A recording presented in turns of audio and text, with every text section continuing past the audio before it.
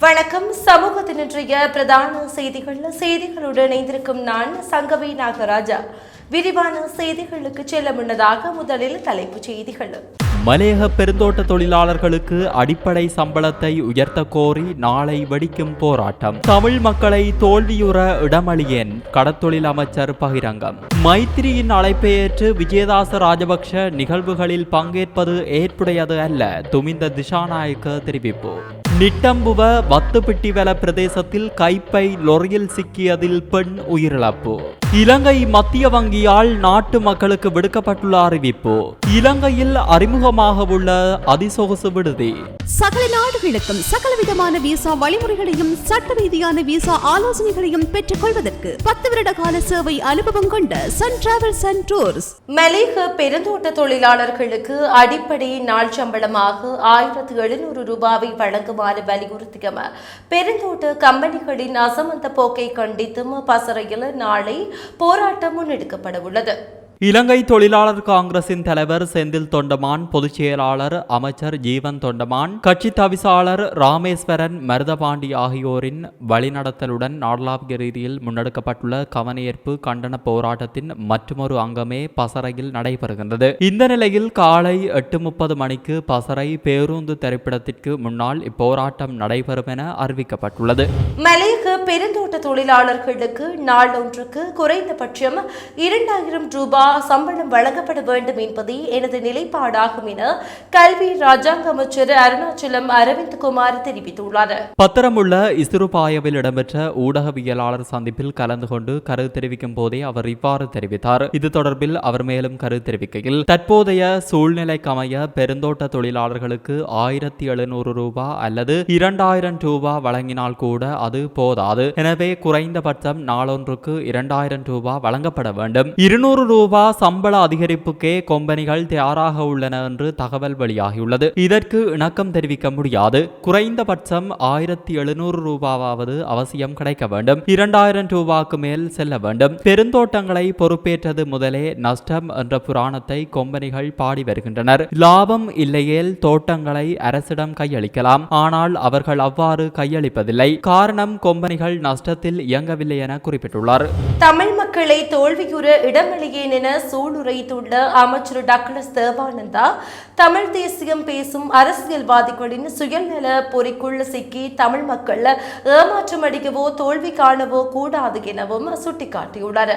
அத்துடன் எதிர்வரும் ஜனாதிபதி தேர்தலிலும் முன்வைக்கப்படும் தமிழ் பொது வேட்பாளர் விடயத்திலும் எமது மக்கள் இனியொரு தடவை தோல்வியுற இடமளிக்க கூடாதெனவும் அமைச்சர் டக்ளஸ் தேவானந்தா வலியுறுத்தியுள்ளார்.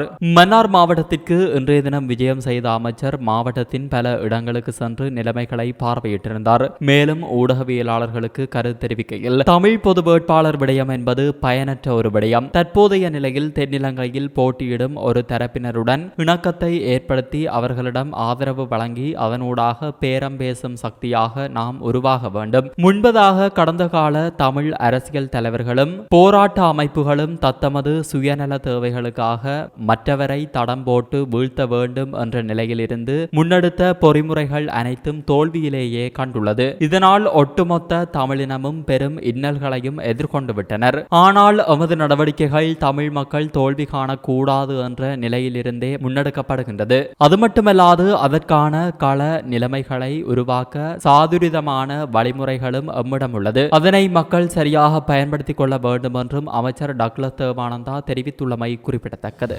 உயிர்த்த ஞாயிறு தாக்குதல் சம்பவம் உட்பட நீதிமன்றத்தில் பல வழக்குகளை எதிர்கொண்டுள்ள முன்னாள் ஜனாதிபதி மைத்ரிபால சிறிசேனவின் அழைப்பை ஏற்று நீதியமைச்சர் விஜயதாச ராஜபக்ச நிகழ்வுகளில் பங்கேற்பது ஏற்புடையது அல்ல என நாடாளுமன்ற உறுப்பினர் துமிந்த திசாநாயக்க தெரிவித்துள்ளார்.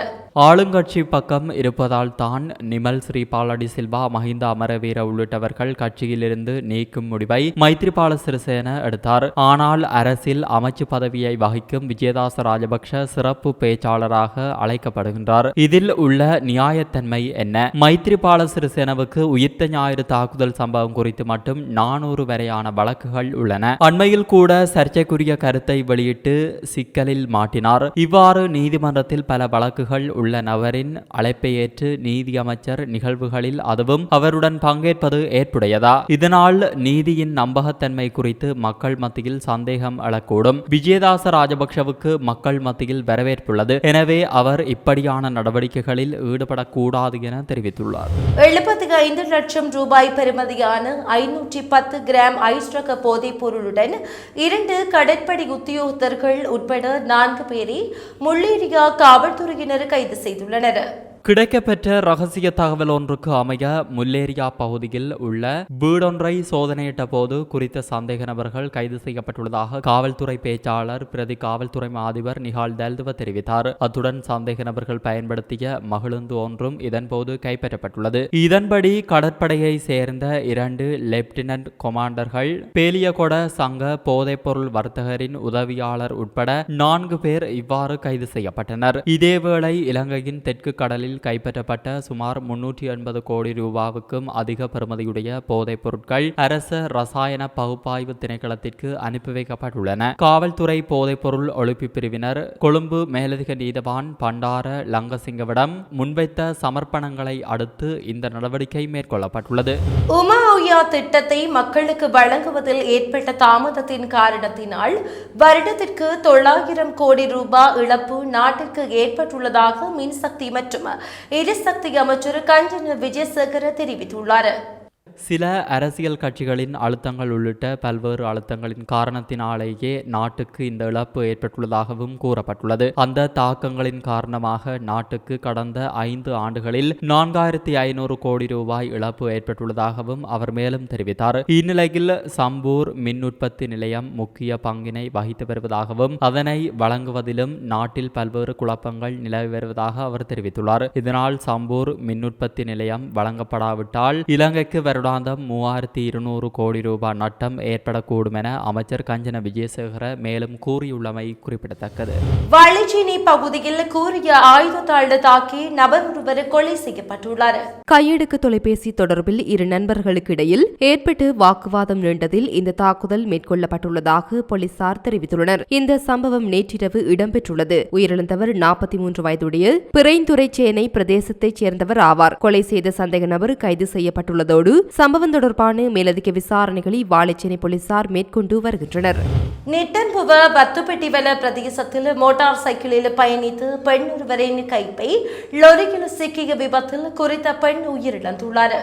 லோரியில் கைப்பை சிக்கியதில் மோட்டார் சைக்கிளில் இருந்து தவறி விழுந்த பெண் குறித்த லோரியின் சில்லில் சிக்கி உயிரிழந்துள்ளதாக போலீசார் தெரிவித்தனர். நேற்று காலை இடம்பெற்ற இந்த விபத்தில் 54 வயதுடைய பெண் ஒருவர் உயிரிழந்துள்ளார். விபத்து தொடர்பில் லோரியின் சாரதி கைது செய்யப்பட்டுள்ளார் என்று தெரிவிக்கப்பட்டுள்ளது.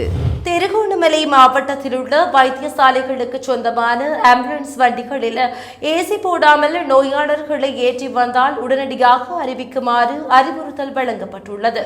தற்பொழுது அதிக வெப்பநிலை காரணமாக ஆம்புலன்ஸ் சாரதிகள் தனக்கு மாத்திரம் ஏசி போட்டுக்கொன்று பின்புறமாக இருக்கின்ற நோயாளர்களுக்கு ஏசி போடுவதில்லை என்று முறைப்பாடுகள் கிடைக்கப்பட்டுள்ளது. இவ்விடயம் தொடர்பாக திருவண்ணாமலை பிராந்திய சுகாதார சேவைகள் பணிப்பாளருக்கும் ஆம்புலன்ஸ் சாரதிகளுக்கும் பொறுப்பான உத்தியோகத்தருக்கு குறித்த விடயம் தொடர்பாக தெரியப்படுத்தியுள்ளதாகவும் தகவல் கிடைத்துள்ளது. எனினும் தமது வருமானத்தை கூட்டிக் கொள்ளும் நோக்கில் சில ஆம்புலன்ஸ் சாரதிகள் ஏசி போடாமல் அதிக வெப்பத்தில் நோயாளர்களை ஏற்றிக் கொண்டு வருவதையும் அவதானித்துள்ளனர். ஆகவே இனிவரும் காலங்களில் இவ்வாறான பிரச்சனைகள் நோயாளர்களுக்கு வருவதை தடுக்கும் நோக்கில் அனைத்து ஆம்புலன்ஸ் சாரதிகளும் நோயாளர்களை ஏற்றி வரும்போது ஏசி போடுமாறு அறிவுறுத்தல் வழங்கப்பட்டுள்ளதாகவும் பிரதி சுகாதார சேவைகள் பணிப்பாளர் தெரிவித்தார். மேலும் இனிவரும் காலங்களில் சாரதிகள் ஏசி போடாமல் நோயாளர்களை ஏற்றி வந்தால் உடனடியாக அறிவிக்குமாறு உத்தரவிட்டுள்ளார். ரம்பே மெல்ஸ்ரீபுர வீதியில் பென்றியகம பிரதேசத்தில் இடம்பெற்ற வாகன விபத்தில் மாணவர் ஒருவர் உயிரிழந்துள்ளார்.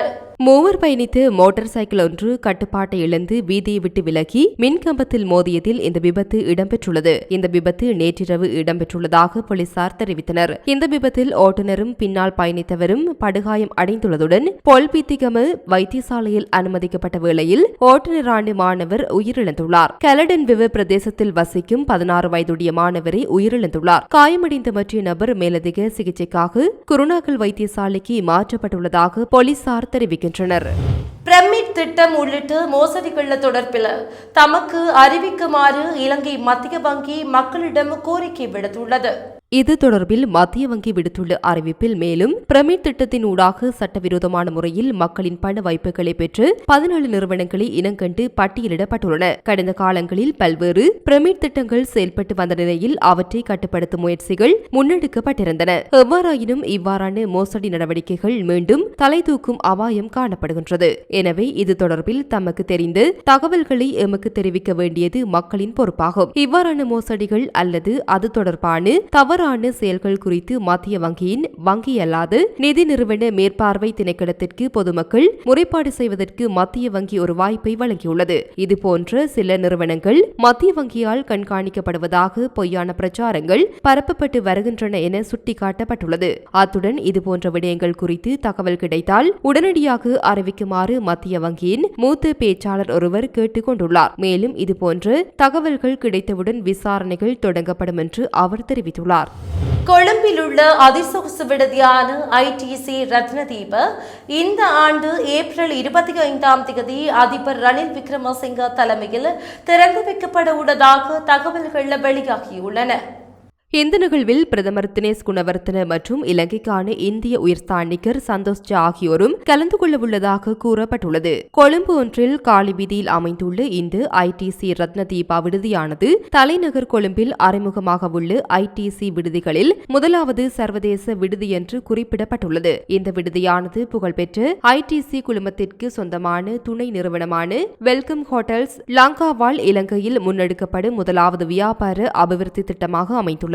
ITC ரத்னதீபா என்று பெயரிடப்பட்ட இந்த விடுதியானது சபையர் ரெசிடென்சிஸ் எனப்படும் சொகுசு குடியிருப்பு மேம்பாட்டுடன் 5.86 ஏக்கர் நிலப்பரப்பில் கடலின் அழகை பார்க்கும் வண்ணமாக அமைக்கப்பட்டுள்ளதாக கூறப்படுகின்றது. இது தவிரவும் 30 மாடிகளை உடைய விடுதி மற்றும் 50 அடுக்கு குடியிருப்பு தரையிலிருந்து 100 மீட்டர் உயரத்தில் ஒரு பாலத்துடன் இணைக்கப்பட்டதாக கட்டப்பட்டுள்ள இந்த கட்டடம் ஒரு பொறியியல் சாதனையாக கூறப்படுகின்றமையும் குறிப்பிடத்தக்கது. இத்துடன் சமூகத்தின் இன்றைய பிரதான செய்திகள் நிறைவு பெறுகின்றன. தொடர்ந்தும் சமூகத்தோடு இணைந்திருங்கள். நன்றி. இது போன்ற செய்திகளை தெரிந்து கொள்ள சமூகம் நியூஸ் சேனலை சப்ஸ்கிரைப் செய்து அருகில் உள்ள பெல் பட்டனை கிளிக் செய்யுங்கள். மேலும் இது போன்ற செய்திகளை உடனுக்குடன் தெரிந்து கொள்ள சமூகமீடியா.com என்ற இணையதளத்தின் வாயிலாகவும் எங்களுடன் இணைந்திருங்கள்.